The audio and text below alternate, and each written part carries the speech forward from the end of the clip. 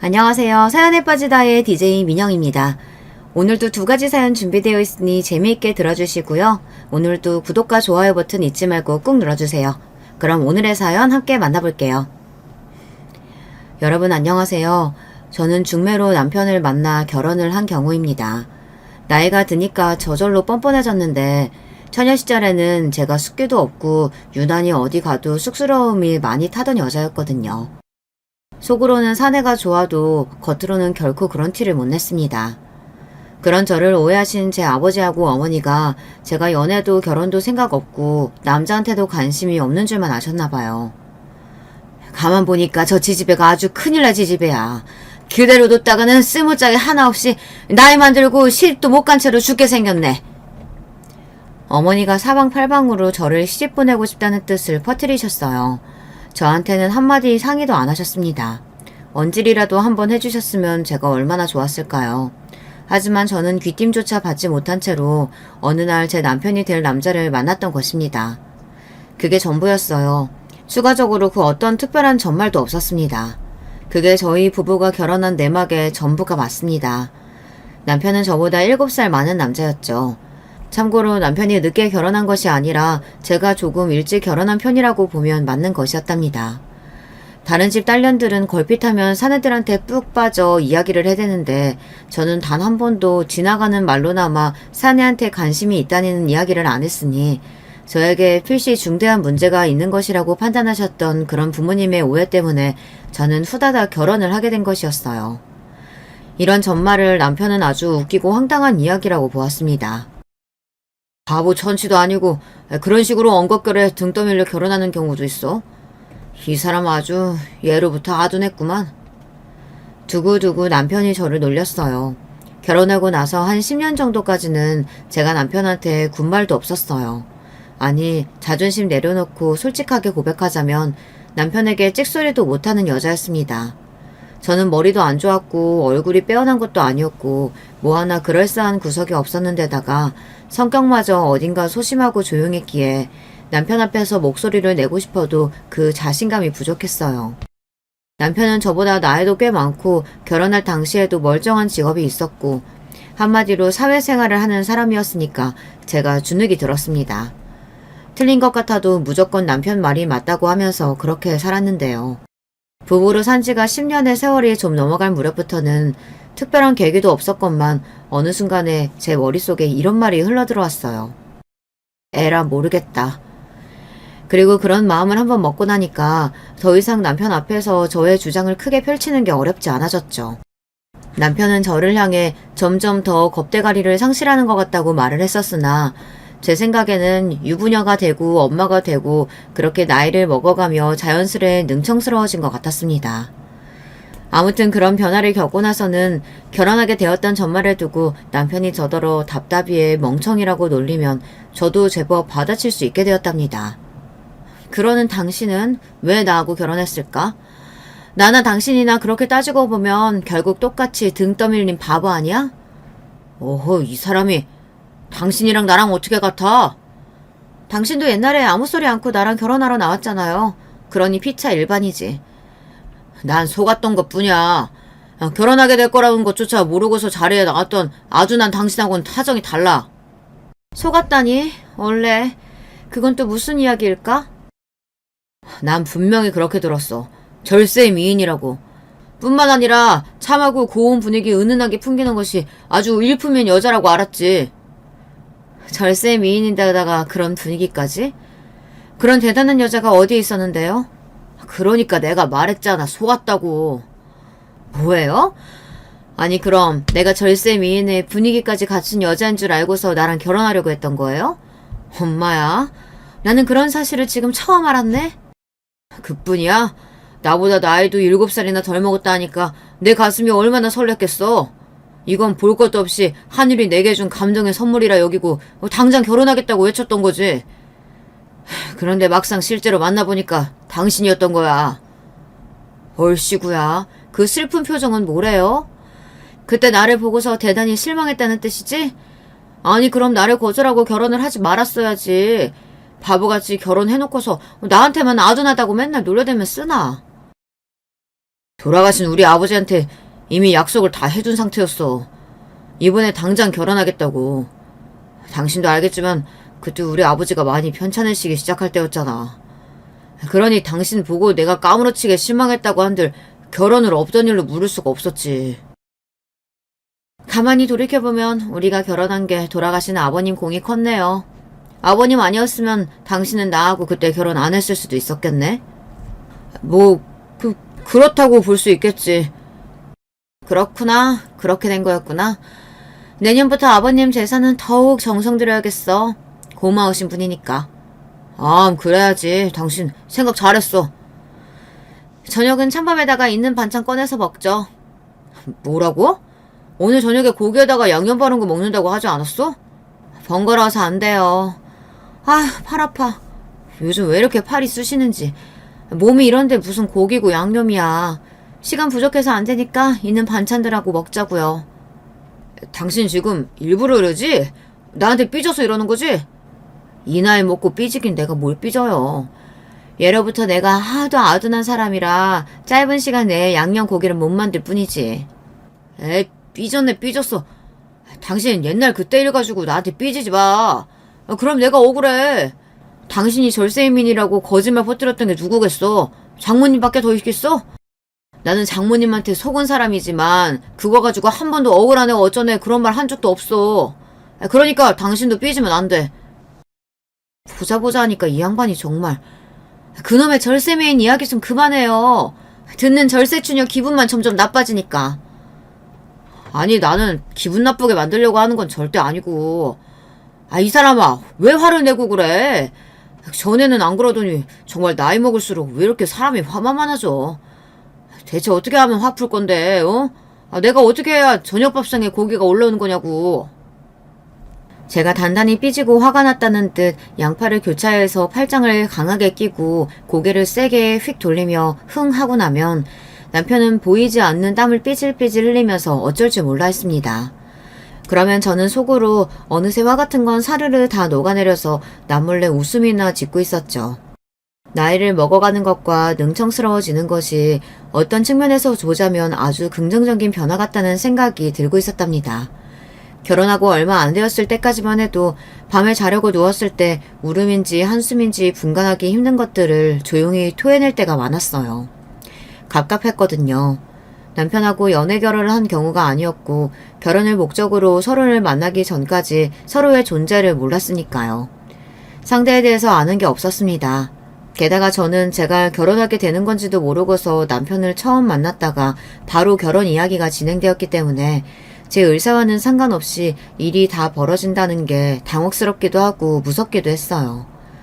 그렇다고 저 같은 성격이 그 시절에 못 살겠다 하며 결혼 생활을 박차고 떠나갈 수도 없는 일이었습니다. 울상이 되어서 주눅이 들어있던 저는 시어머니께 자주 혼났습니다. 생긴 게 굼뜨게 생겨 먹었으면 움직이는 거라도 빠릿빠릿해야 되는 거 아니냐? 아이고 저 화상. 볼 때마다 내가 속이 답답해 죽겠다.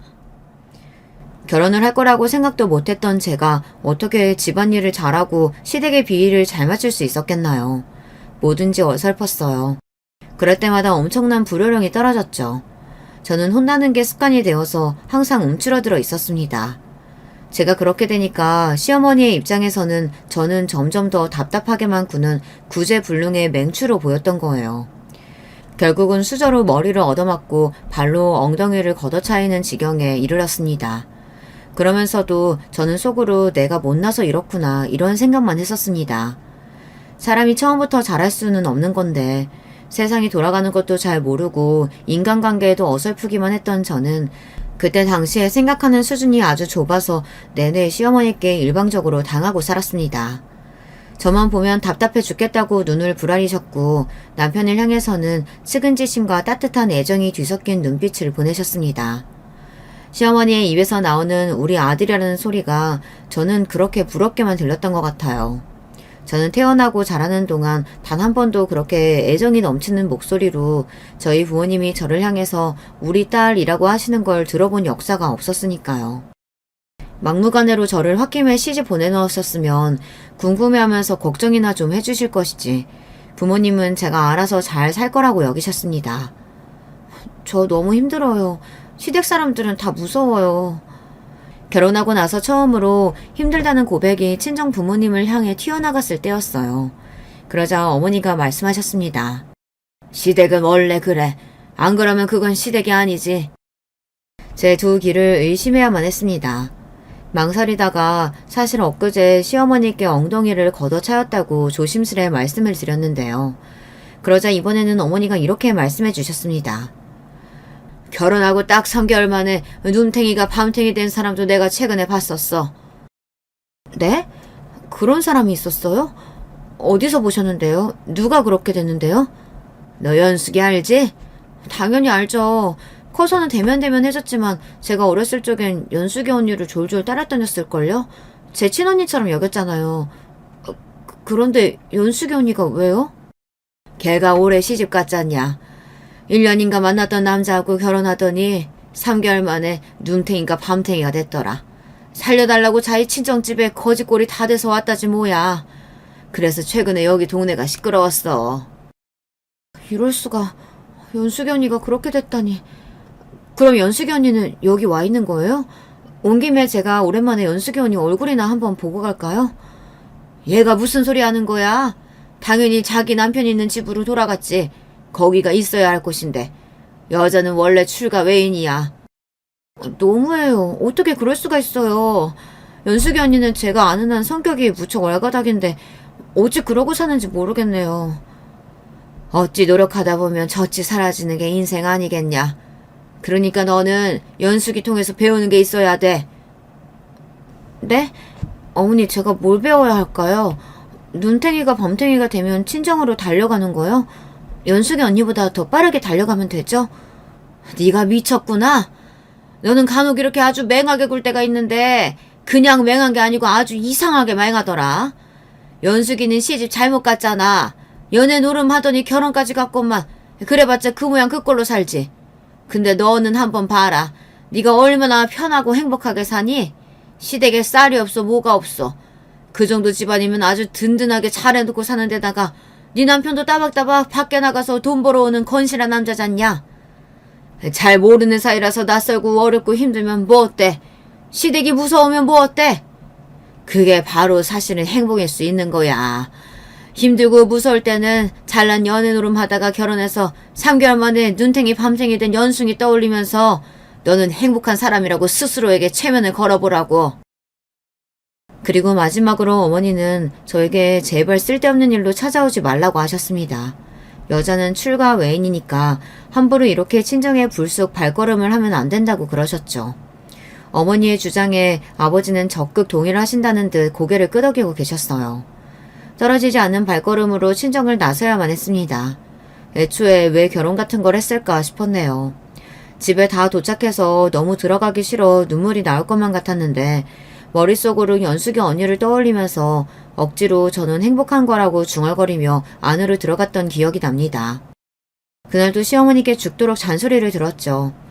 하지만 친정에 가서 신랄한 지적을 받고 왔던 그날 이후로 저는 어딘가 마음가짐이 달라지게 되었어요. 눈탱이가 밤탱이만 안 되면 되는 거지 뭐. 그러다 보니 저도 모르게 마음속에 약간의 여유 비슷한 게 생기더군요. 이전에는 항상 조바심이 났고 조급했고 또 혼이 날까 조마조마한 마음만 가득했습니다. 그런데 이제는 심하게 얻어터진 것도 아닌데 그렇게까지 겁을 먹을 이유가 있을까 싶어졌던 거예요. 마음가짐을 달리하였더니 실수가 줄어들었습니다. 적어도 이제 어이없는 자잘한 실수들은 하지 않게 되었어요. 남편한테도 맨날 어색하고 어려워서 거리를 두고 머쓱하게 행동했었는데 이제는 꽤 자연스러운 언행을 구사하게 되었습니다. 드디어 꽤나 진짜 부부 같은 모습이 되어가고 있었어요. 제가 슬그머니 마음을 열고 머쓱했던 태도를 정리하자 남편도 태도가 변하기 시작했습니다. 시어머니께 제가 호되게 혼나는 광경을 우연히 보더라도 남편은 남자인 자기가 끼어들 일이 아니라고 생각해서 멀찍이 고개를 돌려버리는 사람이었거든요. 특히나 머쓱하게 구는 아내보다는 당연히 모친의 편을 들어야 한다는 생각도 있었을 것이고요. 그런데 이런 남편이 아주 느린 속도로 그러나 분명하게 변하고 있었습니다. 야, 이 맹추 같은 거사. 내가 물부터 들어놓아야 한다고 너한테 몇 번을 말했냐? 그놈의 답답한 대가리를 확 쳐버릴까 보다. 어느 날 저는 또 시어머니께 혼나고 있었습니다. 예전 같았으면 오들오들 떨면서 황급히 물을 들여놓으려고 움직였다가 엉덩이를 걷어차이고 나자빠졌겠죠. 하지만 눈팅이가 밤팅이 되는 것 아닌 이상 별로 무서워할 것 없다고 생각하게 되고 변했던 저는 태연자약한 얼굴로 옅은 미소를 입가에 걸 뿐이었습니다. 뭐야! 웃지나 말고 빠릿빠릿하게 움직여! 답답해 죽겠으니까! 네, 어머님. 물 들여놓으라니까? 그것부터 얼른! 네, 어머님. 아유, 답답해. 대가리가 문제인지 아니면 굼뜬 저 다리짝이 문제인지 헷갈린다니까. 제가 습관적으로 움츠러들었던 만큼 시어머니께서도 사실 습관적으로 저를 답답해 하셨던 것 같아요. 그렇게까지 답답할 상황도 아니건만 저를 답답해 하시며 혼내시는 게 습관이 되다 보니 시어머니의 입장에서도 어느새 그게 관성으로 굳어졌던 것입니다. 제 다리를 걷어차고 싶으시다는 듯 눈길을 내리시길래 제가 흠칫하고 있었는데 바로 그때 남편의 목소리가 날아들었어요. 물 들여놓을 자리에 방금 전까지 다른 게 올라가 있었잖아요. 그러니까 저 사람이 당연히 그걸 보면서 바로 물을 들여놓을 생각을 못했겠죠. 자리가 없었으니까. 남편의 또렷한 목소리에 제가 놀랐습니다. 시어머니의 앞에서 제 편을 들어준 것도 그렇고 콕 집어서 지적한 내용도 너무 똑부러졌으니까요. 가방끈이 남편에 비해서 짧았던 사람이었던 저는 그때 남편을 보며 느꼈습니다. 아, 저래서 사람은 많이 배워야 하는구나. 그리고 시어머니께서는 입가를 파르르 떨고 계셨습니다. 아, 우리 아들 언제 왔니? 거기 있는 줄도 몰랐네. 왜요? 제가 여기 있으면 안 되나요? 아니야. 그냥 해본 소리지. 그런데 어머니 거기 계시면 안 될 것 같아요. 어머니가 길을 막고 계시니까 저 사람이 빠릿빠릿하게 물을 들여놓으려고 움직일 수가 없잖아요. 안 그래요?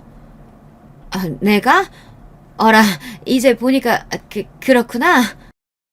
시어머니께서 제 앞을 가로막고 계셨기 때문에 저는 밀치고 지나가지 않는 이상 물을 들여놓으려고 이동할 수가 없었죠. 사실 이건 너무나도 당연한 문제였는데 이걸 지적할 생각조차 못했던 제가 바보처럼 느껴졌습니다. 시어머니께서도 왠지 민망한 기색으로 당황해 하시면서 비켜주셨고요. 제 앞에서 시어머니께서 꼬리를 내리시는 모습을 그때 처음 본 것이었어요. 무척 낯선 광경이었고 낯선 기분이 들었습니다.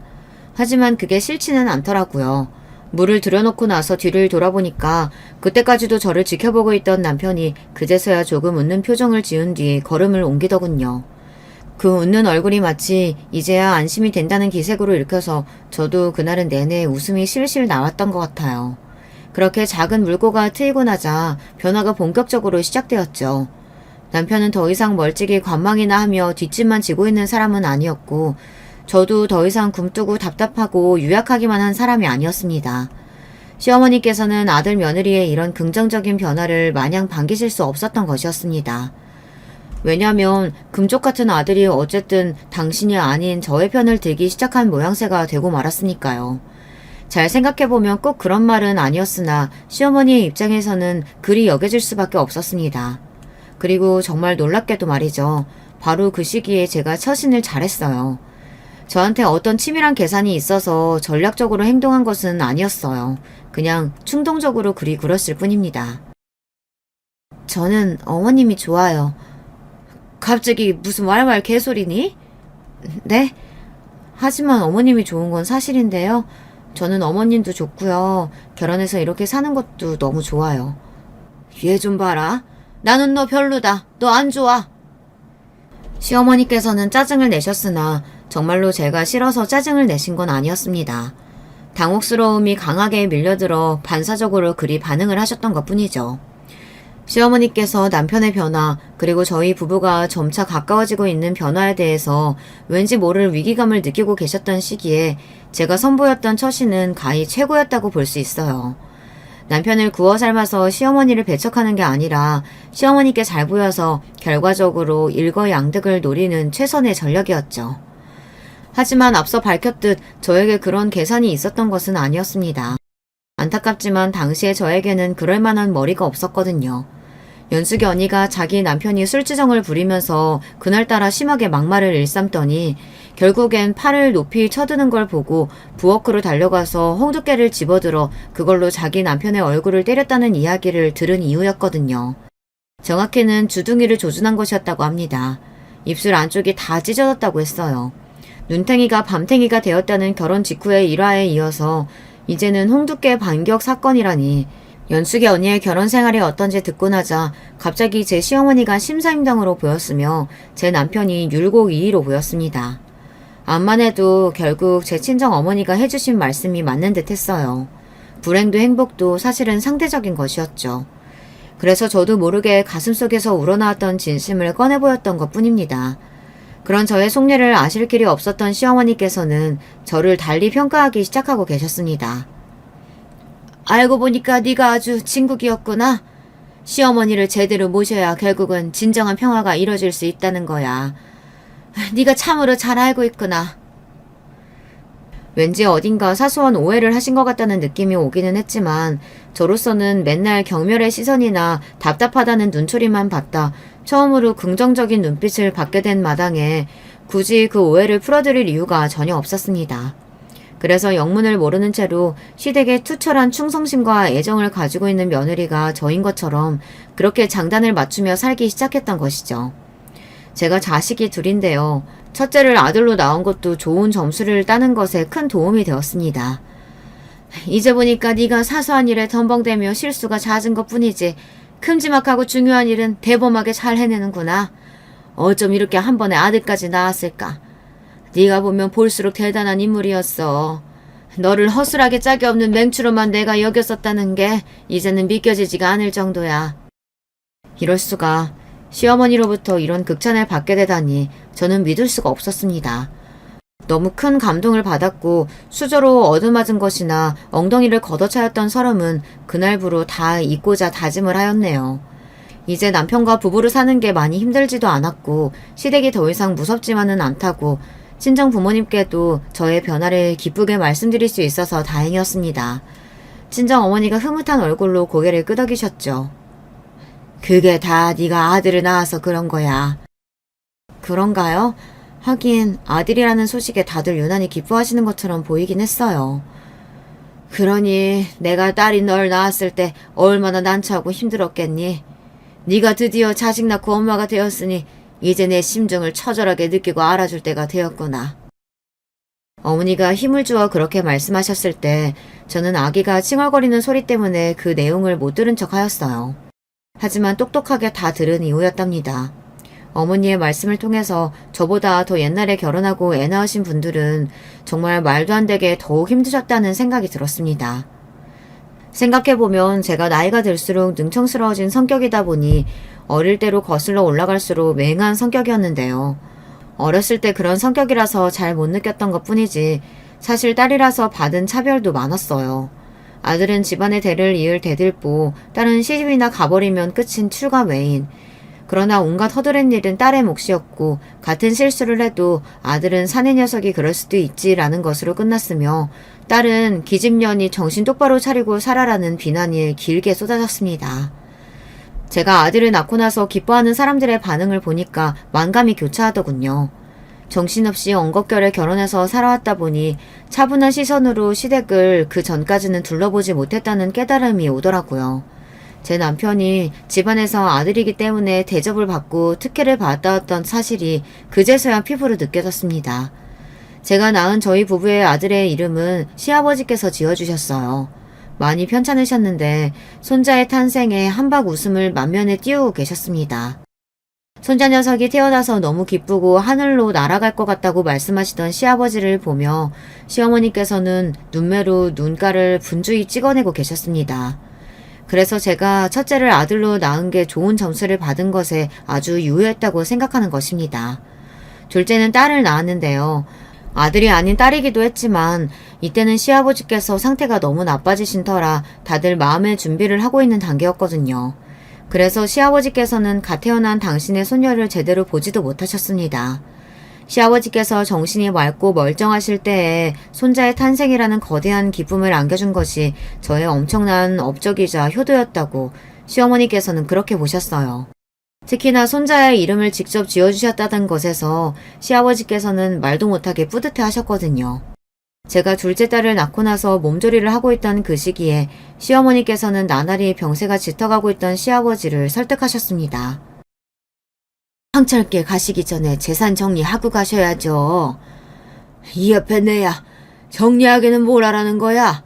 나 죽으면 알아서 할 것이지.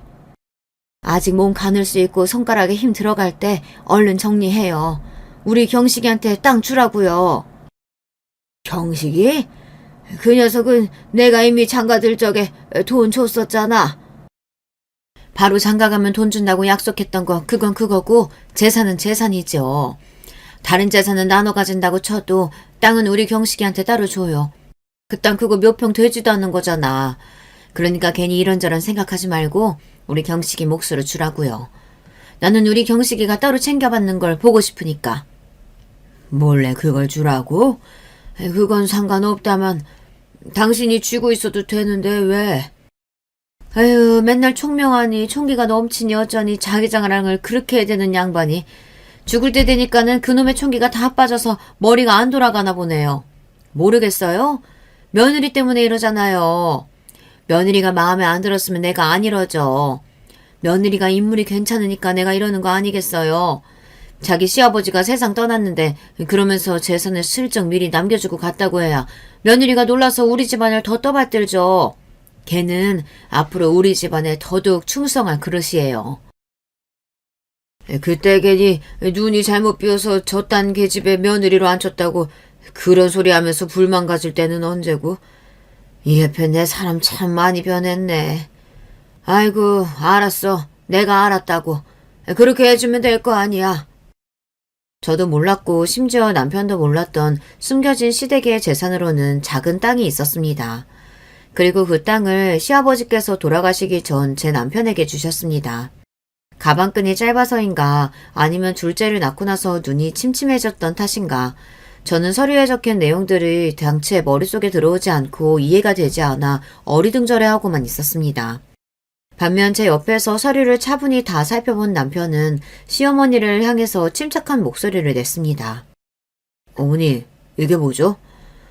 물론 질문은 간단했죠. 그런 질문 정도는 저도 날릴 수 있었는데 똑똑한 척 할 기회를 놓친 것 같아 아쉽게 입맛을 다시며 시어머니를 쳐다봤어요.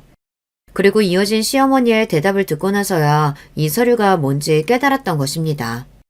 보면 모르니? 너한테 땅 주려는 거지. 재산. 깜짝 놀란 남편의 입이 처음 보는 각도로 크게 벌어졌습니다. 시어머니께서는 반드시 이걸 줄 수밖에 없었던 이유와 반드시 남편이 이걸 받아야 하는 이유를 열심히 말씀하고 계셨어요. 제가 눈치로 보건대 남편은 너무 의외로 재산을 받게 돼서 당황한 것 같았습니다. 자기 형제들을 제치고 혼자서 이걸 받을 수 없다는 기색이었고요. 사실 그 당시에 그 땅은 값어치가 얼마 되지도 않았습니다. 크게 유의미하다고 볼 수는 없었어요. 하지만 사람의 마음이라는 게 괜히 캥기고 불편한 것이죠. 그래서 제가 남편이 뭐라고 입을 열기 전에 선수를 치며 시어머니를 향해 이렇게 말씀드렸습니다. 그럼 이제 앞으로 저희가 어머님께 더 열심히 최선을 다해서 효도하면 되는 거죠? 응? 효도? 너희가 나한테? 제가 밝은 목소리로 말씀을 드렸건만 시어머니께서는 갑자기 이게 또 무슨 왈왈 개소리냐는 표정으로 반문하셨습니다. 그래서 저는 제 인생 처음으로 계산을 통해서 나온 행동을 했습니다. 남편 몰래 시어머니를 향해 윙크를 한 거예요. 한쪽 눈을 찡긋하자 시어머니께서는 징그러워하셨다가 이내 의미를 알아차리시고는 손으로 당신의 무릎을 탁 치셨습니다. 그렇지, 맞다, 맞아. 그건 내가 너희한테 효도 받으려고 주는 거란다. 왜? 그게 얼마 되지도 않는 재산 같아서 꼴랑 그거 받고서는 나한테 잘하기가 싫으냐? 시어머니께서 큰 목소리로 그렇게 외치시자 그제야 남편이 뭔가 납득이 된다는 표정을 짓더군요. 저는 일부러 오만 호들갑을 닫대면서 바람잡이 역할을 해냈어요. 어머님, 꼴랑 얼마 되지 않는 재산이면 어때요? 마음이 중요하죠. 땡잔 한 푼 안 주셔도 저희는 알아서 어머님께 잘 해드렸을 텐데 이런 것까지 저희 생각해 주셨으니 더욱 깊은 효심 가지고 어머니께 앞으로 잘하겠습니다. 지켜봐 주세요. 그쵸 여보? 내 말이 맞죠? 그러니까 그게 나만 어머님께 효도하고 싶은 거야?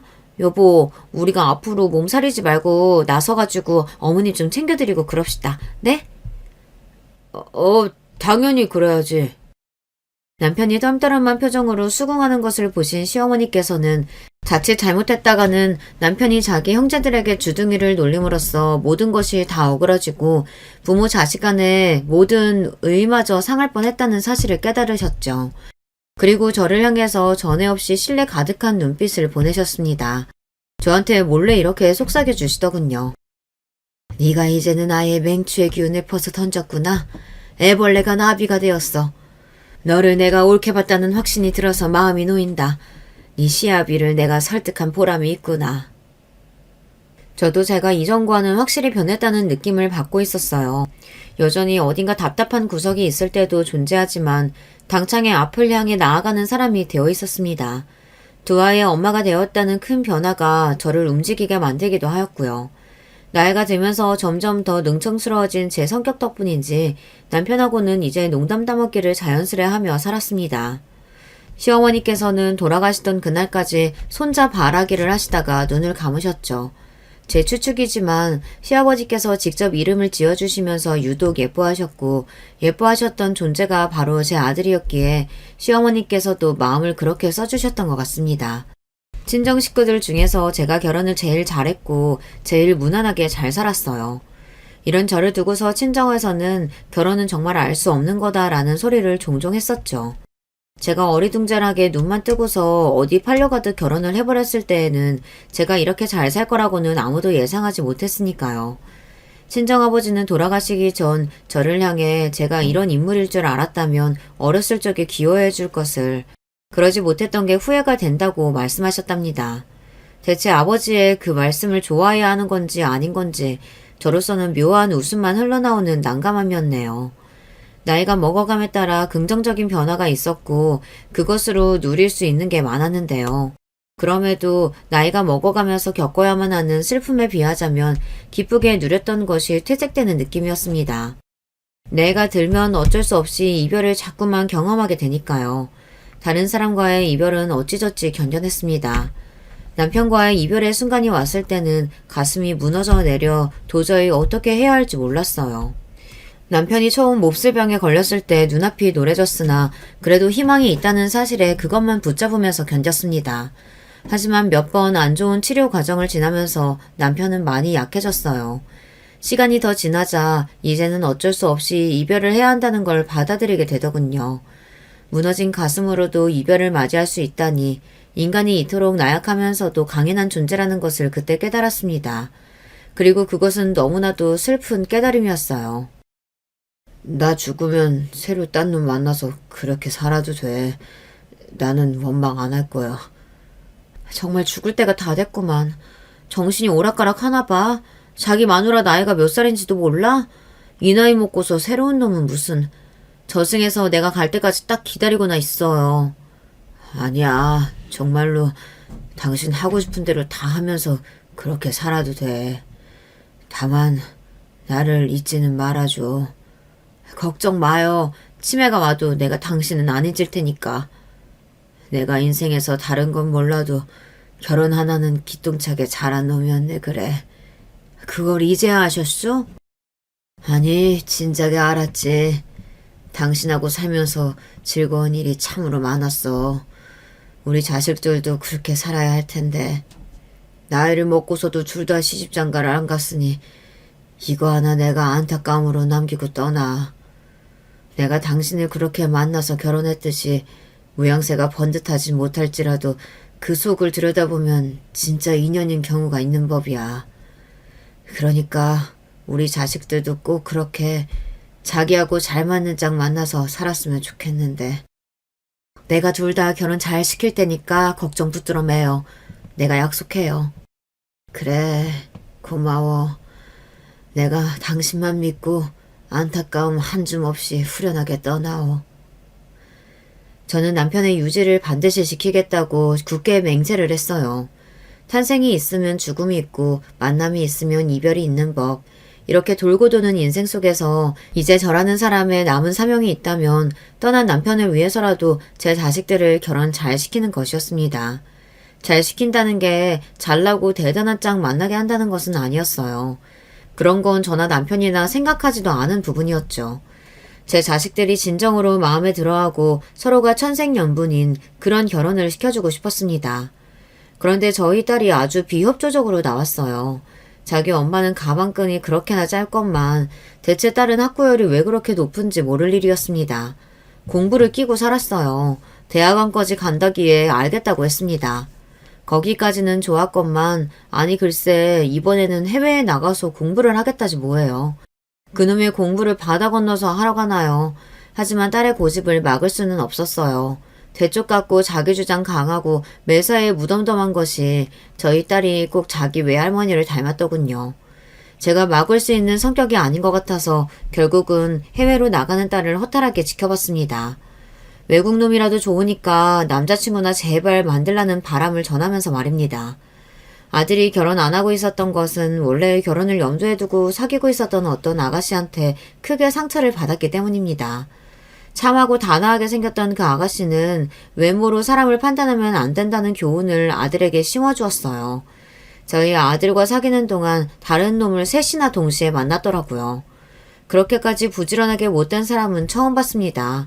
배신감을 느낀 아들은 쉽사리 누군가를 깊이 사귀지 못했고 그 심정을 모르겠는 바가 아니라 저는 한숨이나 몰래 쉬어가면서 제발 아들과 결혼할 짝이 나타나기를 빌고 있었죠.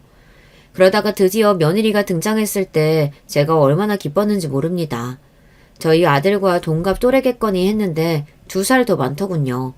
여자 쪽이 연상이어도 좋았어요. 괜찮았어요. 친정 집안은 콩가루가 따로 없어서 양친이 이혼한 뒤 각기 재혼까지 하신 상태였습니다. 형제가 셋인데 서로 잘 안 보고 살더라고요. 결정적으로 집안에 돈이 좀 없었고요. 빚만 없어도 부자라고 하잖아요. 그래서 저는 제가 꿀릴 거 없다고 생각해요. 그리고 제가 집안 배경이 구린 것뿐이지 제 자신이 구린 건 아니니까요. 여자가 제 나이에 이런 직장 멋지게 다니고 있는 경우가 흔한 게 아니잖아요. 저는 커리어 우먼의 표본이라고 할 수 있죠. 말을 하는 게 거침이 없고 되게 당당하더라고요. 아들의 뒤통수를 때렸던 예전에 그 아가씨하고는 인상부터 딴판이었습니다. 얼굴도 빼어난 미인은 아니었지만 도도하고 당찬 기운이 묻어났어요. 이래서 아들이 확 끌려가지고 결혼한다고 그랬구나 싶더라고요. 아들이 좋다고 하는데 반대할 생각 같은 건 없었습니다. 간섭할 마음도 없었어요. 둘이서 싸우지 말고 행복하게 잘 살라고 해줬습니다. 시집살이 같은 거 저는 절대로 당할 생각 없거든요. 그래서 만에 하나 어머님이 저한테 고압적으로 구셔도 잘 받아칠 대비가 되어 있었는데 제가 그럴 필요가 없었네요. 어머님이 이렇게 신세대 어머니이신 줄 알았다면 제가 진작에 마음을 놓았을 거예요. 며느리가 커다란 미소를 입가에 걸면서 그렇게 말했을 때 저는 우습게도 돌아가신 친정 아버지가 떠올랐습니다. 항상 저에게 좋은 말씀을 해주신 건지 아닌지 헷갈리는 분이었거든요. 며느리가 그랬어요. 이게 지금 좋게 받아들여야 하는 건지 아닌 건지 헷갈리더라고요. 나이든 입장에서 보자면 며느리가 소위 싸가지를 밥 말아먹은 사람이었으나 마음을 내려놓고 본다면 그 정도로 당창 발언을 하지 못할 이유가 딱히 없는 것 같기도 했죠. 그리고 저는 제 아들의 행복한 결혼 생활을 바랄 뿐이지 대접받는 시어머니가 되기를 꿈꾸는 것은 아니었으니까요.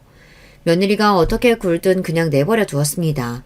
아들이 회사 근처에서 자취를 하던 곳에서 두 사람이 신혼생활을 시작했고요. 아들은 결혼 전과 다름없이 때마다 저에게 안부 문자를 종종 남겼어요. 그리고 원래는 결혼 전에 평일 주말 구분 없이 한 달에 대략 6-7번꼴로 저희 집에 찾아왔었는데 결혼하고 나니까 발걸음이 줄어들더군요. 돌아가신 시어머니께 하도 강아지 취급을 받으면서 자란 탓인지 남자치고 제법 살가운 성격을 지닌 게 제 아들이었는데 결혼하고 나니까 그런 아들의 모습을 자주 못 보게 된 것 같아 씁쓸한 기분도 들었습니다. 하지만 이건 저만의 기분이었을 뿐 한 번도 밖으로 표출한 적 없었고요. 며느리에게도 전화나 문자를 좀 하라든가 가끔이나마 와달라든가 그런 요구를 안 했어요. 웬만하면 같이 가려고 했는데 회사 일이 바빠서 그런가 주말이면 많이 피곤해서 쉬어야 한다고 그러네요. 아들이 겸연쩍은 목소리를 내는 것만 보아도 어떻게 돌아가고 있는 상황인지 알 것 같았기에 제가 더 고민이 되고 있었어요. 그러다가 결국 가만히 아무 소리 않고 조용히 있던 제가 폭발하고 마는 일이 생겼습니다. 다름이 아니라 제 남편 제사 문제였어요. 그 어떤 날보다 중요한 날이었습니다. 그리고 제가 아들에게 단단히 일러두었어요. 다른 건 그냥 넘어가도 그렇게 중요한 날에 며느리의 도리를 다하지 않은 건 절대 좌시할 수 없다고요. 제사를 준비 어떻게 할 건지 며느리한테 직접 미리 알려주고 대화도 나눠봐야겠으니까 걸음을 하라고 그러라고 분명히 전했습니다. 그러자 며느리가 이튿날 전화해서 딱 이렇게 말하더라고요. 저보고 오라고 하셨다면서요? 맹랑한 목소리에 한숨부터 나왔지만 꾹 참고서 맞다고 했습니다. 이야기 좀 해야겠으니까 들르라고 했어요. 며느리가 그동안 보인 무성의한 태도를 딱 짚고 넘어갈 때가 되었으니까요. 그랬더니 며느리가 자기도 마침 저한테 할 이야기가 있었으니 잘 되었다고 하면서 퇴근길에 들르겠다고 했습니다. 며느리가 저한테 무슨 할 말이 있다는 건지 내심 궁금하더군요. 그런데 저를 아주 어이없게 만드는 소리를 하더라고요. 어머님, 돌아가신 아버님 제사가 다음 주 수요일이라면서요? 저 그때 바빠요. 회사에서 요새 중요하게 돌아가고 있는 일이 있어서 그날짜는 야근 확정이에요. 그래? 그렇다면 어쩔 수 없지. 네가 제사 준비할 수는 없겠구나. 네, 죄송하지만 그렇게 되었어요. 주말이면 100번 양보하겠는데 평일은 좀 직장 다니는 입장에서 그렇잖아요. 그날 야근 다 끝나고 나서 바로 오면 되겠구나. 뭐라고요? 제가 왜요? 제사에 참석을 해야지. 못 들으셨어요? 저 그날 바쁘다니까요. 야근이 있다니까요. 야근 끝나고 나면 파김치가 되어 있을 텐데 그 뭔 놈의 제사예요. 그 다음날도 출근해야 하는 직장인의 입장은 생각 못 하세요? 뭐라고? 뭔 놈의 제사냐고? 네 시아버지 제사다 이 되바라진 거사. 어찌 말이 그렇게 함부로 해? 그러니까 대체 죽은 사람 제사 때문에 왜 산 사람이 고생을 해야 되냐고요. 온갖 유난 다 떨면서 제사 챙기는 집 치고 잘 사는 집 제가 본 적이 없네요. 며느리가 비웃음을 입가에 걸며 그렇게 외친 순간 저는 머리끝까지 화가 났고 참았던 화를 담아 며느리의 싸대기를 올려붙였습니다. 뺨을 한 대 맞은 며느리가 헛웃음을 뱉더군요. 와, 뺨을 때리시네요? 제가 왜 이따위 취급 받아야 되는 건지 전혀 모르겠는데요. 그냥 모르는 것도 아니고 전혀 몰라? 너는 아주 안 되겠구나. 이제 너는 내 며느리가 아니다.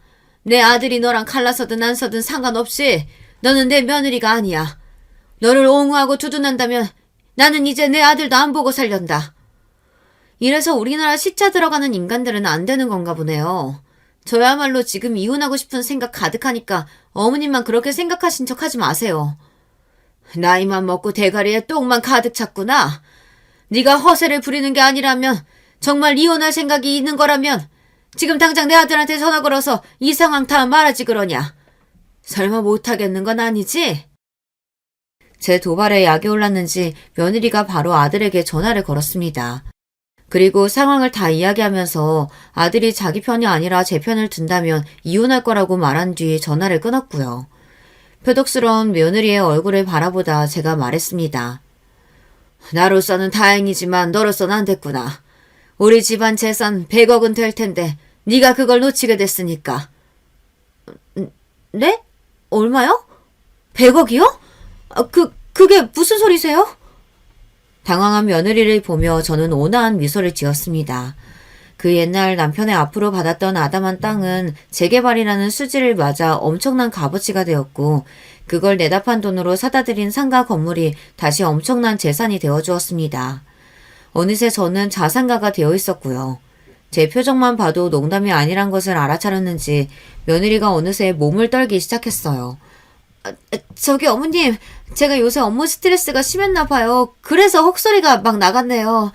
사실 그렇게 일하는 거 전부 다 돈 벌기 위함인 거 아시죠?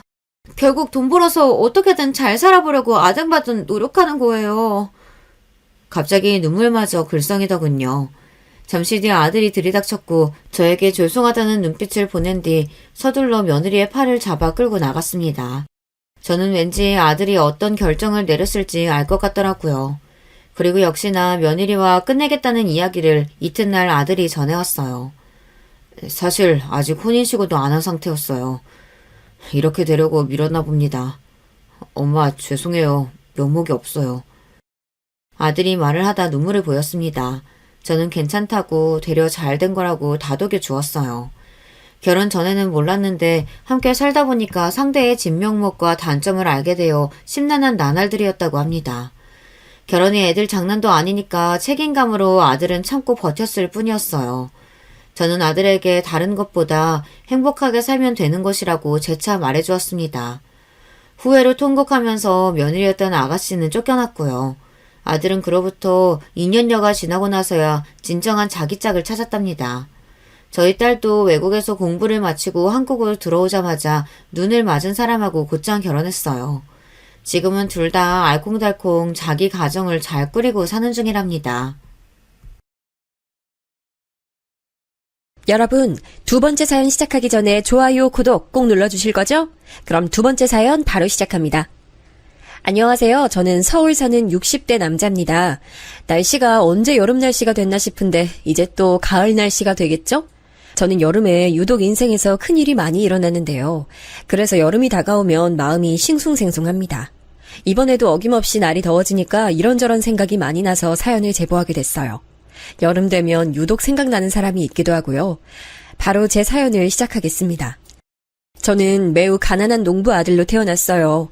사실 제 나이대 사람들은 대부분 가난한 어린 시절을 보냈을 거예요. 다들 배고픈 시기였고 저 또한 그랬습니다. 그래도 전쟁 중에도 사랑은 꽃 피운다고 하죠. 첫눈에 반했던 여자가 있었는데 그 여자에게 열렬한 구애를 했어요. 저는 당신하고 결혼할 마음 없다니까요. 그만 따라오세요. 그 여자는 제 관심이 부담스럽다며 대놓고 퇴짜를 놓기도 했어요. 하지만 10번 찍어 안 넘어가는 나무 없다고 하죠. 어린 나이의 패기로 계속 여자에게 들이댔고 그렇게 우리는 연애부터 결혼까지 하게 됐습니다. 사실 저는 가진 게 아무것도 없었어요. 우리 집은 너무 가난해서 먹을 것도 변변치 않았거든요. 친정도 딱히 잘 사는 편은 아니라 아내와 저는 신혼 때부터 넉넉지 못한 생활을 했습니다. 그래도 둘 사이 문제는 없어서 금슬은 좋았어요. 그리고 결혼 후 저는 택시기사 직업을 가지게 됐습니다.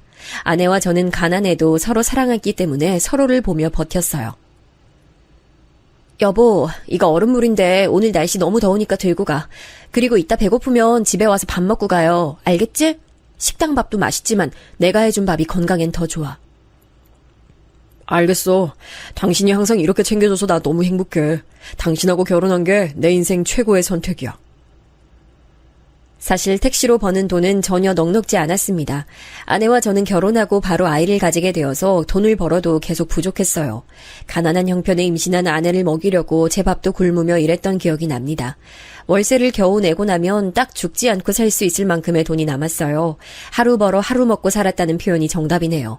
그렇게 장남이 태어났고 3년 뒤 공주님이 태어났습니다. 아빠, 조심히 다녀오세요. 아빠, 힘내세요. 아무리 힘들어도 아이들 응원을 받으면 저절로 힘이 솟아나는 신기한 경험을 하기도 했죠. 아마 대한민국 아버지들이라면 다 이런 경험 한 번쯤은 있을 거라 생각합니다. 없이 살아도 행복했던 시절이죠. 아무리 진상 손님이 있어도 집에 가서 아내와 아이들을 보면 그런 안 좋은 기억이 사라지곤 했습니다. 그래서 내가 시장에서 500원 깎아서 이 콩나물 사왔어. 내가 너무 갈 때마다 깎으니까 나중엔 주인 아줌마가 내 눈을 피하더라. 근데 나는 그 모습이 너무 웃긴 거 있지. 아내는 생활력이 매우 좋은 사람이었어요. 제가 벌어오는 돈이 많지 않으니 그 선에서 모든 걸 해결했고 적금까지 들었죠. 지금 생각해도 그런 아내를 얻은 건 제 인생 행운이었습니다. 아내는 현명하고 차분하고 똑똑한 사람이었어요. 인간 대 인간으로 배울 점이 정말 많은 사람이었죠. 그렇게 우리 부부는 큰 싸움 없이 행복하게 아이들을 키웠습니다. 아이들도 다행히 자라면서 큰 사고를 친 적이 전혀 없어요. 그 무섭다는 사춘기도 조용히 지나갔죠. 아빠, 엄마, 저 대학 합격했어요. 아, 너무 기쁘다. 제가 그렇게 가고 싶어 했던 서울에 있는 유명 대학교예요. 뭐라고? 아이, 내 아들 정말 장하다. 아빠랑 엄마가 그 흔한 과외도 제대로 못 시켜줬는데 항상 고맙다. 아니에요. 엄마 아빠가 저를 얼마나 사랑으로 키워주셨는지 저 알아요. 돈 주고도 못 산다고 하는 그 행복 저는 이미 가지고 있잖아요. 내 아들이지만 너무 자랑스럽고 기특해. 우리 선영이도 무용 열심히 하자. 알겠지? 너희는 걱정하지 말고 하고 싶은 거 다 하고 살아.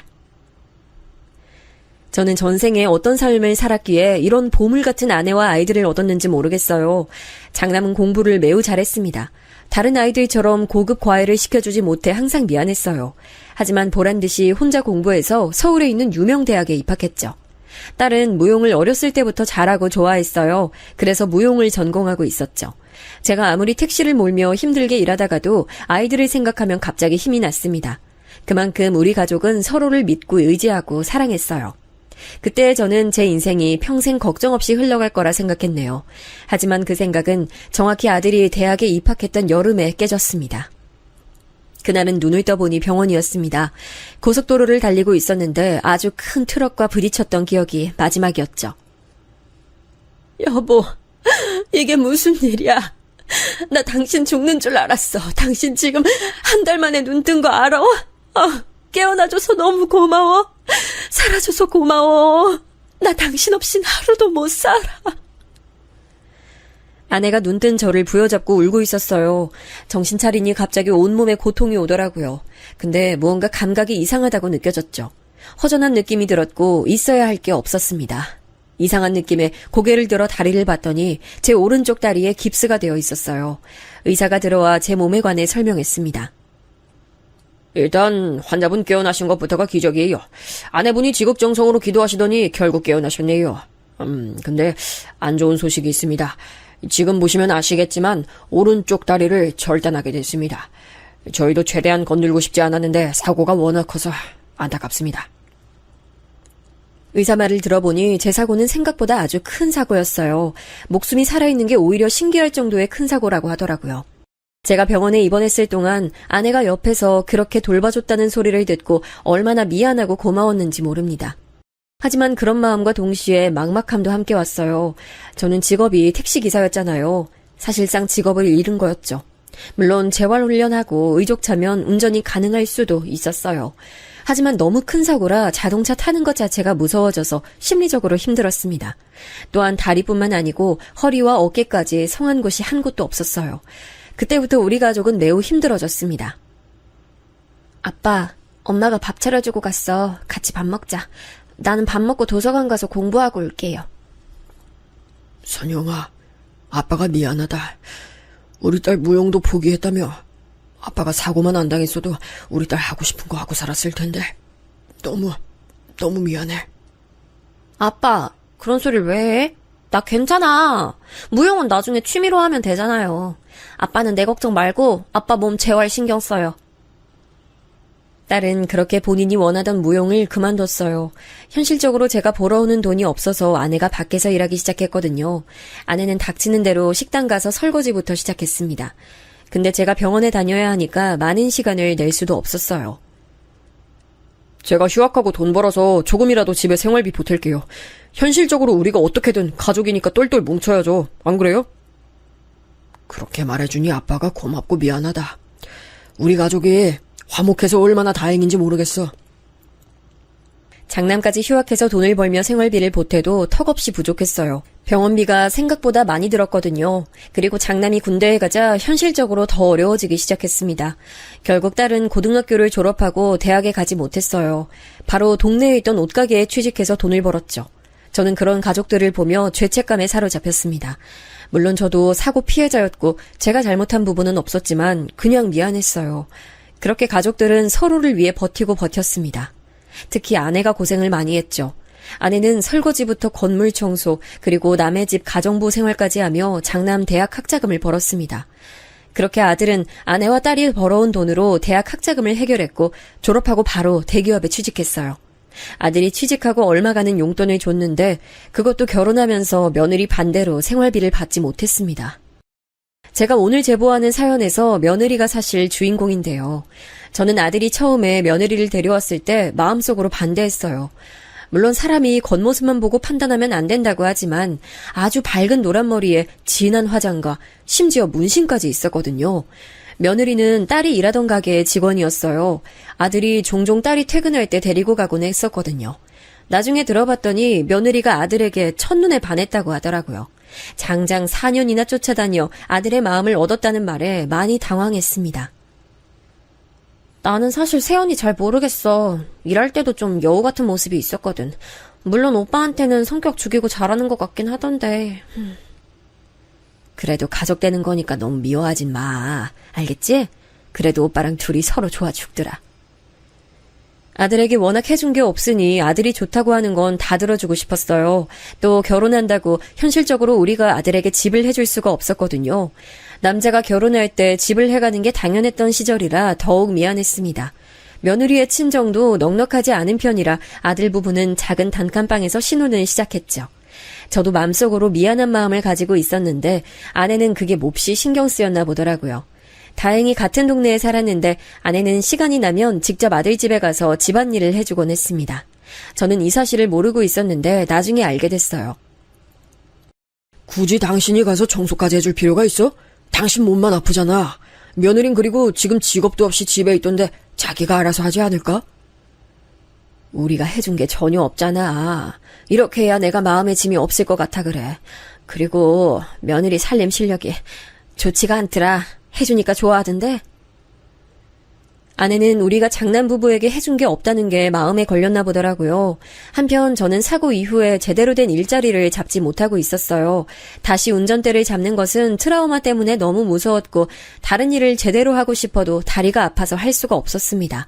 그렇다고 아예 집에만 계속 있자니 그것도 상당히 곤욕스러웠어요. 그래서 제가 시작한 게 바로 주식입니다.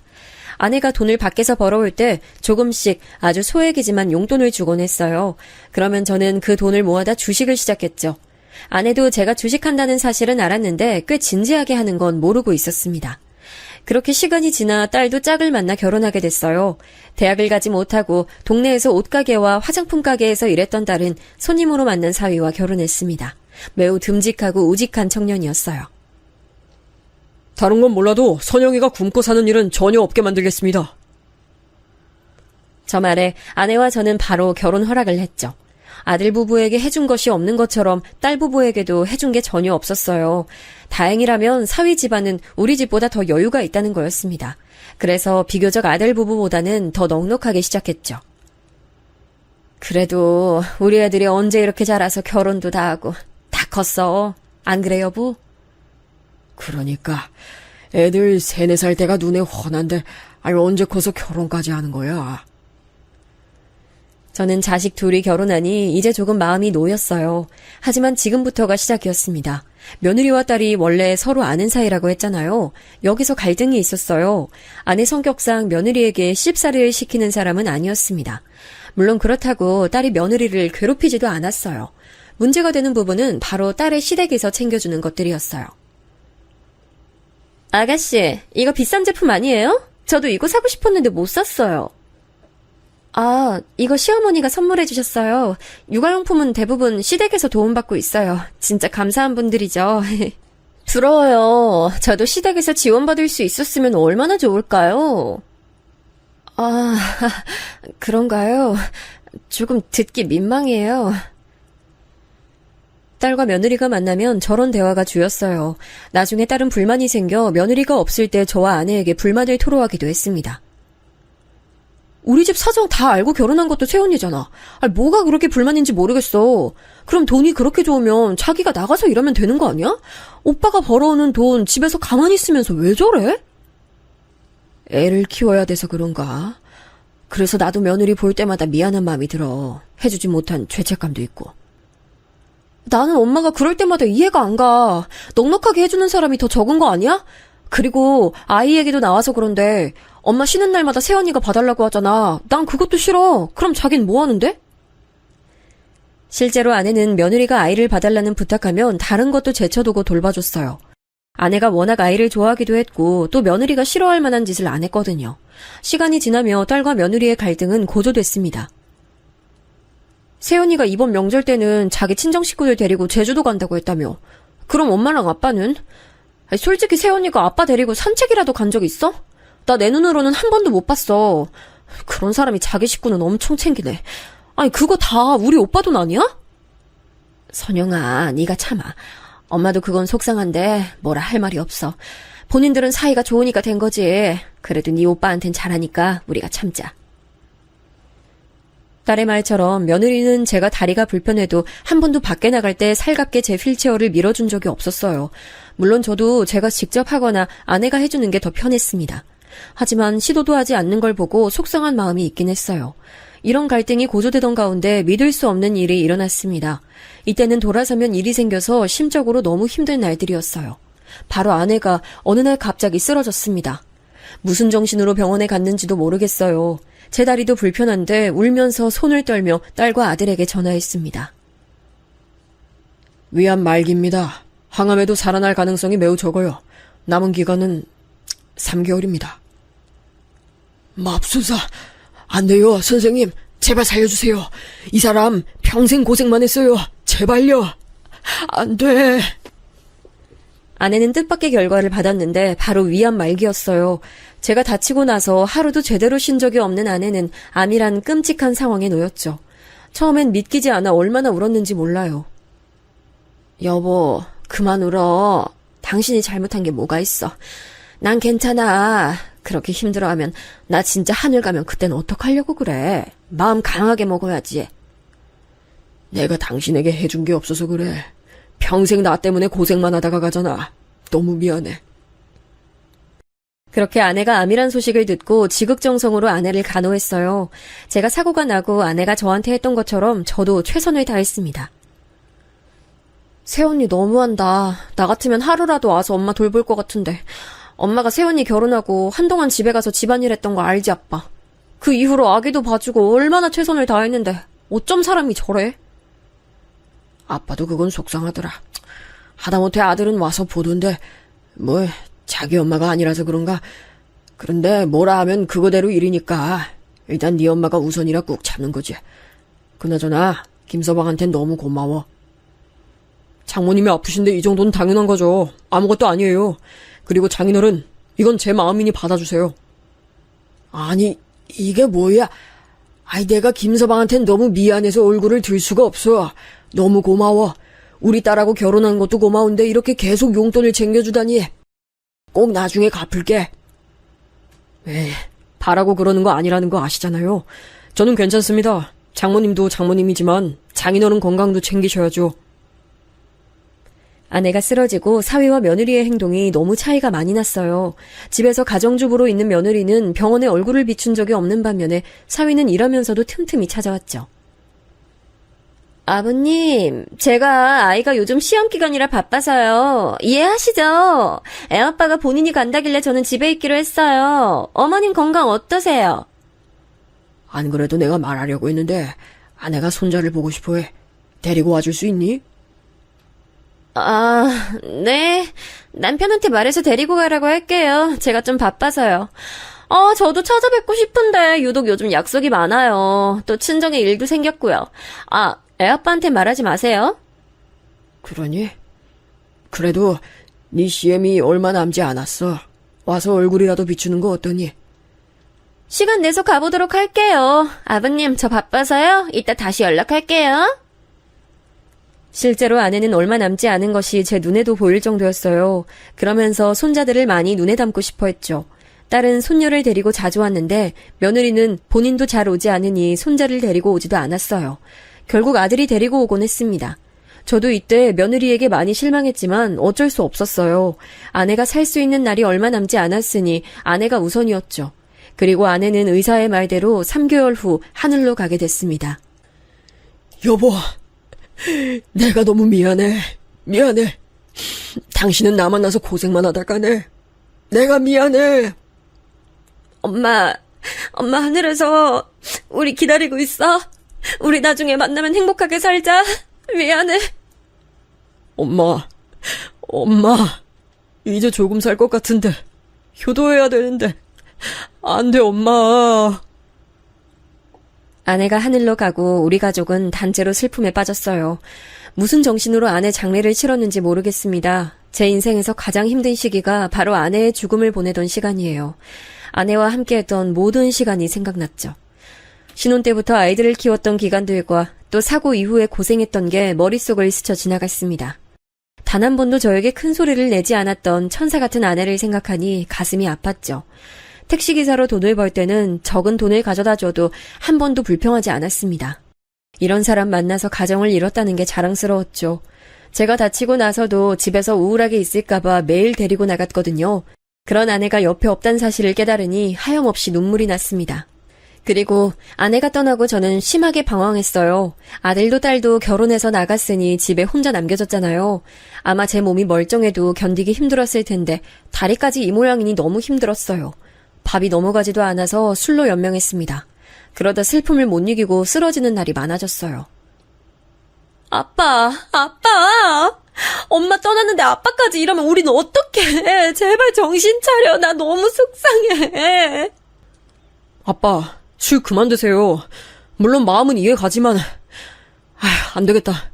선영아, 우리 누가 아버지 모실지 진지하게 얘기하자. 아버지 이대로 혼자 두면 안 될 것 같아. 난 솔직히 아빠 모시고 싶어. 근데 현실적으로 우리 집엔 이미 시어머니가 계시잖아. 오빠가 모시거나 아니면 오빠랑 내가 돌아가면서 아빠 집으로 자주 찾아가야 되는데. 자주 찾아가도 이렇게 술을 드시고 쓰러지면 우리가 그땐 너무 늦을 수도 있어. 새언니, 넓은 집으로 이사 가고 싶어 하지 않았어? 모시는 조건으로 아빠가 사는 집 팔고 그 돈으로 넓은 곳으로 가. 나 그 돈에는 절대 손대지 않을게. 약속할게. 딸과 아들은 제 거처 여부를 두고 대화했어요. 그리고 저는 딸의 말대로 사는 집을 팔고 그 돈을 아들 부부에게 주고 같이 살게 됐죠. 딸은 이미 시어머니를 모시고 살고 있어서 제가 갈 수가 없었습니다. 물론 이 결정을 내리고 며느리의 반응은 좋지 않았어요. 그럼 아가씨는 이 돈 절대 탐내지 않기로 약속해요. 저도 희생하는데 이 정도는 바랄 수 있잖아요. 그건 이미 끝난 얘기예요. 그리고 희생이라뇨? 어떻게 보면 정당한 거래죠. 누가 보면 공짜로 우리 아빠 모시는 줄 알겠어요. 뭐라고요? 지금 이 사건에서 제 의견이 있긴 했나요? 제가 반대하면 그땐 어떡할 건데요? 당신 한강 보이는 아파트로 이사 가고 싶다고 했잖아. 내가 혼자 버는 돈으론 절대 불가야. 아버지 집 팔고 우리 사는 이 전셋집 팔아야 겨우 들어가. 원하는 게 있으면 감수해야지. 마음대로 해. 그 대신 저한테 많이 바라지 마세요. 전 그렇게 세심하게 챙겨드리진 못해요. 나중에 서운하다고 하실까봐 미리 말씀드리는 거예요. 괜찮다. 어차피 나는 혼자 있는 시간에 익숙해. 같이 산다는 거 자체가 고맙지. 너무 안 좋게 생각하지 말고 우리 최대한 좋은 쪽으로 생각해요. 가족이잖아요. 며느리는 반응이 안 좋았는데 도저히 제 입에선 그러면 가지 않겠다는 말이 나오지 않았어요. 왜냐면 저도 이미 제 상태를 알고 있었기 때문입니다. 혼자 있으면 너무 외로워서 아내의 환상이 보일 정도였어요. 그렇게 아들 부부와 합쳐 살게 됐습니다. 근데 며느리와 같이 사는 게 생각보다 더 힘든 일이었어요. 아들이 일 특성상 출장이 많았거든요. 영업 분야라 집을 비우는 기간이 많았습니다. 또 출장을 가게 되면 수당이 많이 나왔어요. 아무래도 제가 같이 살게 됐으니 생활비가 알게 모르게 늘어났겠죠. 그렇게 집을 비우면 저는 며느리와 손자와 셋이 있었는데 손자가 학교에 가면 며느리와 둘이 있었습니다. 제가 다리가 불편하니 집에 주로 있는데 며느리는 그게 싫었나 봐요. 아, 몰라. 나 그래서 지금 시아버지 모시잖아. 아, 그러니까 내 팔자야. 아, 말도 마. 아, 몰라. 듣던지 말든지. 야, 그래서 이번 주나 다음 주에 만날까? 얼굴 보자. 아, 당연히 술 마셔야지. 얘가 무슨 소리 하는 거야. 이런 식으로 누가 봐도 제 욕을 하는 것이 맞는 통화를 계속하고 실제로 제게 눈치를 주기도 했습니다. 아버님, 방에만 있으면 답답하지 않으세요? 밖에 가서 산책도 하고 그러세요. 바깥 공기 쐬면 기분 좋아지잖아요. 그래, 알겠다. 이따 나갔다 올게. 혹시 필요한 거 있으면 말하렴. 사올게. 아, 그래요? 그럼 제가 장볼 리스트 드릴 테니까 좀 부탁드려요. 감사해요. 며느리는 제가 몸이 불편한 걸 알면서 꼭 매일 나가는 걸 강요했어요. 제가 만약 몸이 건강했으면 눈치가 보이니 나갔을 텐데 휠체어를 타니 움직이는 게 힘들었습니다. 혼자 힘들게 휠체어를 끌고 나갈 때마다 아내가 그리웠어요. 공원에 앉아 하늘로 간 아내를 그리워하며 눈물 흘리는 날도 많았습니다. 아버지, 요즘 밖에 많이 나가는 것 같던데 괜찮으세요? 음식은 입맛에 맞으세요? 여보, 안 그래도 아버님 이사하고 넓은 집 돼서 그런가? 자주 나가셔. 워낙 주변 환경이 좋아서 그런가? 공원이 넓어서 나가서 앉아있으면 좋지. 나 피곤해서 이만 자야겠다. 아, 그러세요? 그럼 편히 주무세요. 자기야, 나가자. 아버님 피곤하시대. 요즘 부쩍 많이 나가셔서 그런가? 당신이 많이 챙겨주는 것 같은데 내가 항상 고마워. 마음 놓고 출장 다닐 수 있어서 다행이야. 아들이 제게 말을 걸면 며느리는 아들 옆으로 딱 달라붙었어요. 그런 간격만 보면 저를 많이 챙기는 것처럼 보였죠. 근데 사실은 전혀 아니었어요. 저는 집에서 눈치가 보여 밖에서 많이 있었는데 그러다 보니 밥도 제대로 먹지 못했습니다. 아버님, 부엌에서 뭐 하세요? 뭐 드시려고 그러세요? 밖에서 오래 계시길래 먹고 오시는 줄 알아서 밥 안 했는데 라면이라도 드실래요? 아니다. 내가 알아서 해먹을게. 넌 가서 쉬어. 신경 쓰지 말고 할 거 하렴. 괜찮다. 며느리 눈치가 보여 차마 밥을 차려달라는 말은 나오지 않았어요. 불편한 몸으로 계란말이라도 해먹으려 했는데 아무래도 휠체어를 타고 있으니 쉽지 않았죠. 아버님! 불날 뻔했잖아요. 제가 라면 끓인다고 할 때 그냥 가만히 계시지. 연기. 거실로 가세요. 환기해야 돼요. 아유, 미안하다. 내가 몸이 이래서 불편하네. 미안하다. 이러려고 그랬던 게 아닌데. 전날 결국 저는 아무것도 먹지 못하고 혼자 방에서 있는데 아내가 그리웠어요. 눈물이 자꾸 나와서 방 밖으로 가지도 못했죠. 그런데 그런 저를 며느리는 신경도 쓰지 않더라고요. 방 밖에서 오히려 손자를 불러서 맛있는 밥을 먹이는 소리를 들으니 더 속상했습니다. 마음도 적적하니 주식에 더 많은 신경을 쓰기 시작했어요. 요즘은 주식이 잘 돼 있어서 핸드폰으로도 가능하잖아요. 일부러 신경을 다른 곳으로 돌리려고 애썼죠. 아픈 몸을 혼자 이끌고 나가는 것도 습관이 되니 편했어요. 혼자 공원에서 사람들을 구경하며 주식하는 게 제 낙이었습니다. 그러던 어느 날 딸과 사위가 저를 찾아왔어요. 아빠, 혼자 이렇게 맨날 나가는 거야? 새언니, 아빠 요즘 밥은 제대로 먹고 있는 거죠? 그럼요. 그럼 제가 아버님 굶길까봐 그러세요? 걱정 마세요. 제가 다 알아서 잘 챙기고 있어요. 거짓말이었어요. 저는 며느리가 저 말을 할 때 딸과 사위에게 사실을 말할지 말지 고민이 많았습니다.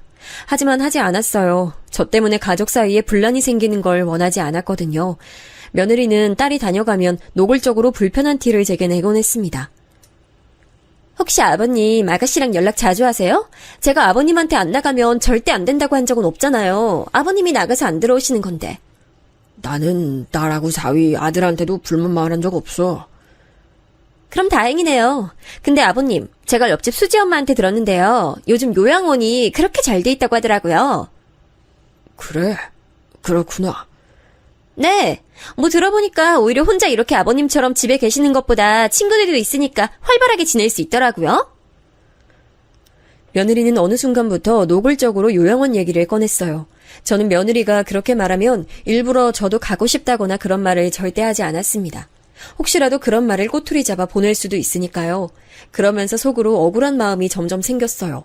이렇게 서울 한복판 한강이 보이는 고급 아파트에서 살 수 있는 것도 다 제 덕이잖아요. 아무리 저와 같이 산다고 해도 만약 제가 살던 집을 팔지 않았으면 절대 아들의 외벌이로는 살 수가 없었죠. 물론 시아버지와 함께 사는 며느리가 힘들 거라고 생각은 했지만 저는 객관적으로도 며느리를 힘들게 하지 않았습니다. 아버님, 오늘 제 친구들이 집에 온다고 해서요. 혹시 조금만 자리 비워주실 수 있으세요? 그래. 안 그래도 1시에 나가려고 했는데 친구들이 저녁까지 먹고 가니? 마침 남편 없어서 저녁은 먹고 갈 것 같은데 언제까지 있을진 저도 모르겠어요. 그러다 며느리 친구들이 우리 집에 온 날이 있습니다. 이날이 제 마음에 변화가 생긴 날인데요. 저는 며느리 친구들이 오후 3시에 온다길래 넉넉 잡아 밖에서 10시까지 혼자 있었어요. 혼자 공원에 앉아 사람 구경도 하고 배고파서 편의점에서 삼각김밥을 먹기도 했죠. 하지만 주식 시간대도 아니고 혼자 제가 뭘 하겠어요. 말동무가 있는 것도 아니고 슬슬 밤이 되니 춥기도 하더라고요. 그래서 밤 10시니까 다들 갔을 거라 생각하고 집에 들어갔습니다. 근데 며느리 친구들이 집에 가지 않았어요. 심지어 제가 놀랐던 건 친구라기에 당연히 여자들이 있을 줄 알았는데 남자도 여러 보였죠. 당황한 저를 보고 친구들은 술에 취한 상태로 며느리와 얘기하더라고요. 문을 닫아도 그들의 대화가 제 귀에 들렸습니다. 야, 너도 진짜 고생이다. 저런 시아버지를 모시고 살아? 난 돈 1,000억 줘도 못해. 얘는? 1,000억이 뭐냐? 고작 몇 억으로 내가 이런 고통 속에 산다. 나도 미쳐. 언제까지 이래야 돼? 야, 완전 너 성격 다 죽었다. 예전 같았으면 이러지도 않잖아. 아이, 진짜 착해졌네. 나도 내가 낯설어. 혼자 휠체어 끌고 다니는 거 안쓰럽기도 하면서. 모르겠어. 그냥 답답하기도 하고. 아, 요양원 보내고 싶어. 저 대화를 듣는데 속에서 열불 난다는 표현이 뭔지 알겠더라고요. 저도 그때 들었던 생각이 내가 과연 이렇게 사는 게 맞나 싶었거든요.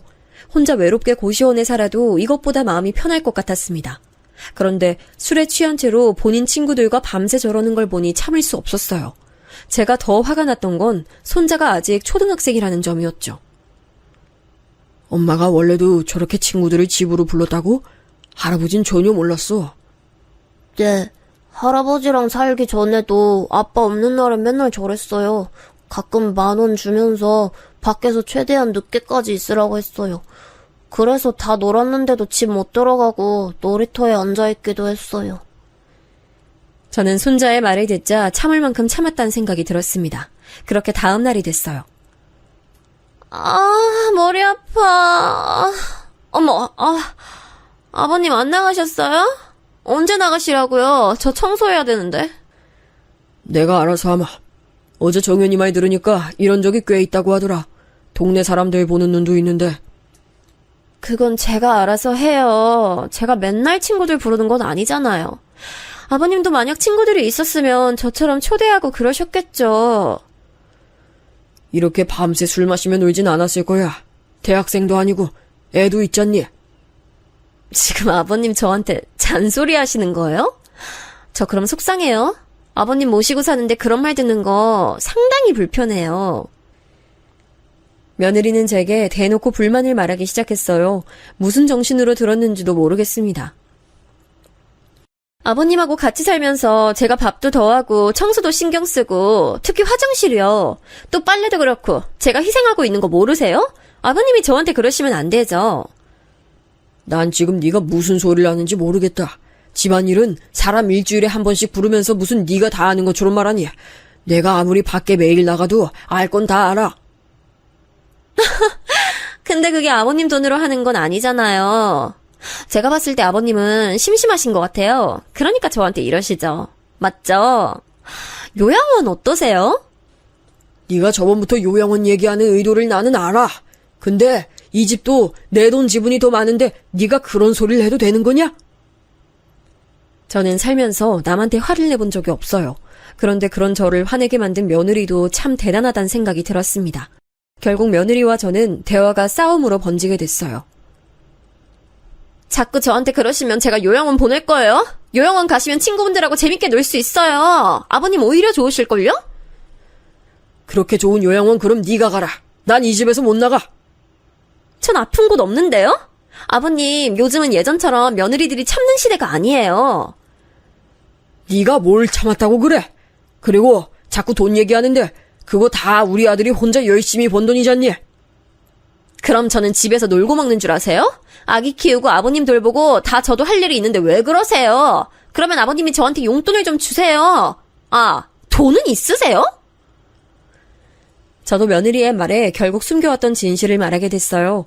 이렇게까지는 하고 싶지 않았는데 도저히 그동안의 며느리의 행패와 그날의 대화를 보니 참을 수 없었습니다. 뭐? 돈?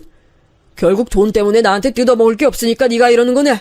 야, 나 지금 내 재산의 10분의 1도 안 줬어. 정신 똑바로 차려. 요양원? 네가 날 잘 돌봤으면 여기 이런 집에 몇 배는 되는 곳에서 살 수 있었어. 지금 아버님 무슨 소리를 하시는 거예요? 아버님 사고 난 뒤로 제대로 일한 적 없다는 거 저도 알고 있어요. 자꾸 그런 헛소리 하시면 진짜 요양원 보낼 거예요. 저는 며느리의 말에 그냥 말없이 핸드폰을 켰어요. 그리고 제 계좌를 며느리에게 보여줬습니다. 제가 맨날 밖에서 주식했다고 했잖아요. 예전부터 아내가 살아있을 때 제게 용돈으로 줬던 돈으로 시작한 주식은 생각보다 더 크게 불었어요. 굴리고 굴려서 아주 큰 재산이 됐죠. 돈이 돈을 부른다는 말 있잖아요. 그리고 사실 아내가 죽으면서 사망보험금이 나왔던 게 있었어요. 제가 아파트를 판 돈을 아들에게 줬으니 사망보험금은 딸에게 주기로 했거든요. 물론 그 사실을 며느리가 모르고 있었죠. 딸이 그 보험금을 제 비상금으로 쓰라고 줬었는데 저는 그걸 다 주식에 투자했습니다. 그렇게 불어난 돈은 아파트를 몇 채를 구입할 수 있는 돈이었어요. 아니, 이게 다 뭐예요, 아버님? 어머, 이게 다 얼마야, 세상에. 네가 날 맨날 나가게 해서 공원에서 주식하며 돈 벌었어. 어떻게 보면 네 구박이 이렇게 나를 부자로 만들어줬네. 요양원, 됐어. 네가 나가라. 난 이거 절대 그냥 못 넘어가. 아들한테 다 말할 거야. 아버님, 제가 어제 술을 너무 많이 마셔서 오늘 아침에 과했던 건 인정해요. 하지만 아버님, 제가 잘못했어요. 제가 진짜 아버님한테 그러고 싶지 않았는데 너무 죄송해요, 아버님. 한 번만 다시 생각해 주세요. 며느리는 급기야 무릎을 꿇고 제 휠체어 앞에 앉아 빌었어요. 하지만 이미 뜬 제 마음을 되돌릴 순 없었습니다. 저는 그렇게 제 방에 와서 방문을 잠갔어요. 며느리가 밖에서 문을 두드리던 말던 신경 쓰지 않았습니다. 그리고 아들이 출장에서 돌아오던 날에 딸과 사위를 불렀어요. 그동안 며느리는 제 눈치를 보느라 평생 안 하던 짓을 하더라고요. 저한테 살갑게 대하거나 밥을 차려준 적도 없으면서 부랴부랴 갈비찜 같은 음식을 만들어서 주곤 했습니다. 저는 그 모습을 보고 마음이 풀리지 않았어요. 이미 제 마음의 결심은 확고했죠. 그리고 자식들 앞에서 그동안 있었던 일을 다 말했습니다. 이게 무슨 소리야? 새언니, 진짜 사람이 이래도 되는 거예요? 아빠 돈은 받고 아빠한테 구박이나 해요? 인생 그렇게 사는 거 아니에요. 인간이 어떻게 이래요? 집에 남자를 불렀다고요? 그리고 저는 아빠를 아내가 모시니까 너무 미안해서 일부러 출장 가서 돈을 많이 벌어다 준 건데 너무 실망했습니다. 아니, 당신 어떻게 이럴 수가 있어? 제가 오해야. 아버님, 제가 잘못했어요. 한 번만 봐주세요. 나는 그것도 모르고 매일 미안하다고 빌고 돈을 1원이라도 더 가져다 주려고 했는데 어떻게 사람이 이러니? 이혼하자. 나 더는 너랑 못 살겠다. 뭐? 이혼? 안 돼, 내가 잘못했어. 아버님, 제가 잘못했어요. 제발요. 듣기 싫어. 나보고 요양원 가면 친구도 많고 재밌을 것 같다고. 됐어. 어떻게 그런 말을 할 수가 있어요? 도대체 우리 집을 뭐라고 생각하는 거예요? 우리 오빠가 벌어다 주는 돈으로 놀면서. 난 진짜 당신이 그렇게 우리 아버지를 대할 줄은 상상도 못했어. 내 앞에서는 누구보다 효심 깊은 며느리인 척했으면서 어떻게 이렇게 배신할 수가 있어? 장남은 아예 모르고 있었습니다. 며느리가 아들한테는 저를 잘 챙기는 것처럼 말했더라고요. 그럼 아버지, 제가 홍삼 드린 건 드셨어요? 지방 출장 갔다가 몸에 좋다고 해서 그동안 음식 보낸 것들 아예 못 받으신 거예요? 난 네가 무슨 말을 하는지 전혀 모르겠어. 계란 후라이 하다가 데워 먹었다고 욕을 먹긴 했는데 며느리가 날 챙긴 적이 전혀 없어서. 도대체 내가 그동안 우리 아버지 챙겨준 게 다 어디로 간 거야? 오빠, 딱 보면 몰라? 본인 부모한테 줬겠지. 진짜 뭐 저런 인간이 다 있어. 당연히 제 자식들은 뒤집어졌고 그렇게 아들은 배신감에 치를 떨며 며느리와 이혼했습니다. 당연히 며느리는 끝까지 빌었죠. 아버님, 요양원 말씀드린 건 제가 너무 죄송해요. 진심이 아니었어요. 제가 그때 술에 취해서 그랬어요. 죄송해요. 저 이혼은 안 돼요. 제발요. 네가 한 번만 그런 것도 아니고 요양원 얘기를 몇 번을 했는데 내가 그걸 믿겠니? 됐다. 그렇게 좋아하는 친구들과 술 파티나 하러 가. 그리고 난 네가 우리 아내 병원에 있을 때 병문안 한 번 안 온 것도 마음에 안 들었어. 다 네 업보야. 그건 또 무슨 소리예요? 저한텐 엄마 보러 간다고 하면서 카드 받아가는데 도대체 진실이 뭐야, 당신? 알고 봤더니 며느리는 그동안 전적이 매우 많더라고요. 아들한텐 저와 아내를 챙기는 척하면서 뒤로 몰래 자기 몫의 쇼핑을 하거나 친정을 챙기기 바빴던 거죠. 그렇게 아들은 변호사를 선임해서 며느리와 이혼했어요. 제가 놀랐던 점은 바로 손자의 반응이었습니다. 나는 엄마 말고 아빠랑 살고 싶어. 엄마는 나한테 관심도 없단 말이야. 심지어 자기 자식까지 신경 안 쓰고 놀러 다니기 바빴던 며느리였죠. 이렇게 며느리를 우리 집안에서 없애니 가정에 평화가 찾아왔어요. 나는 알턴 이가 빠진 기분이야. 그동안 새언니 내가 그렇게 싫어했잖아. 여자의 촉이라고 해야 되나. 결혼 전부터 별로였어. 지금이라도 오빠가 갈라선 게 다행이라고 생각해. 저런 사람인 줄 전혀 몰랐지. 내가 사람 보는 눈이 없나 봐. 아버지한테 그렇게 대했을 줄이야. 난 이제 다 괜찮아. 우리 자식들이 그래도 내 편이라 마음이 놓여. 주식으로 번 돈으로 난 편안하게 노후 보내고 싶어. 우리 가족 그동안 고생 많았어. 이럴 때 너희 엄마가 살아있었으면 얼마나 좋았을까. 우리가 엄마 자주 찾아가면 되는 거지. 아빠, 너무 걱정 말아요. 그 뒤로는 아주 행복한 나날을 보내고 있어요. 공교롭게도 아내가 떠난 계절과 며느리가 이혼하고 나간 계절이 다 여름이네요. 그래서 날씨가 더워지면 생각이 많아지는데 올해는 그래도 행복하게 보낼 수 있을 것 같습니다.